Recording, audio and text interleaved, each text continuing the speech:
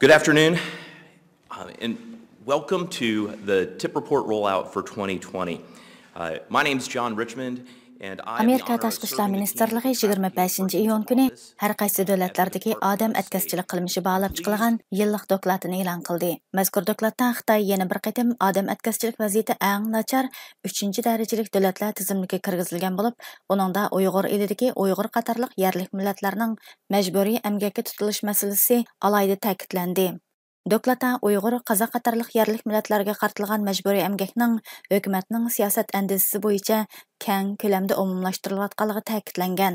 Uningda Xitoyning odam atkazchiligiga qarshi turishda hech qanday ko'rinarli ilgarilash hosil qilmagani az deb Uyg'ur va boshqa musulmon xalqlarni keng ko'lamlik tutqun qilib, lagerlarga qamaganligi, tutqun oilalarining odam atkazchiligining ziyonkashligiga uchrashiga yo'l ochganligi, shuningdek tutqunlarni majburiy emgakka selishni kuchaytganligi bayon qilingan.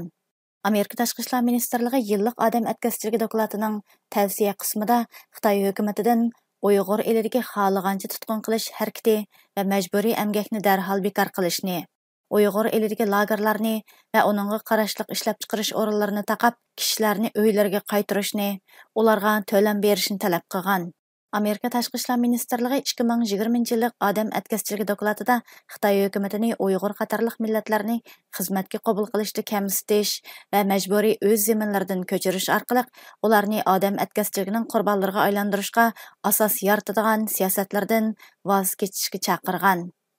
Bo'libmi ular buningda Uyg'ur va Tibet rayonlarida keng ko'lamda berilayotgan Uyg'urlar va Tibetlarning o'z zaminlaridan ayrilib qilishi bilan natijalanayotgan shahar planlash qurilishlariga alohida diqqat tortgan.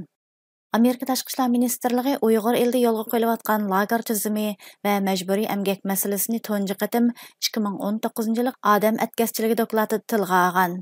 Amerika hukumatining Uyg'ur qatorliq yerlik millatlarning Uyg'ur elining ichi va sirtidagi zavodlarda majburiy emgakka selinish masalasini odam atkazchilik dokladiga kirgizishi navbatda Xitoy hukumatiga va shundaqla Xitoydagi mush xil zavodlardan mol ta'minlayotgan har qaysi chet el shirkatlariga berilgan qattiq signal deb qaralmoqda.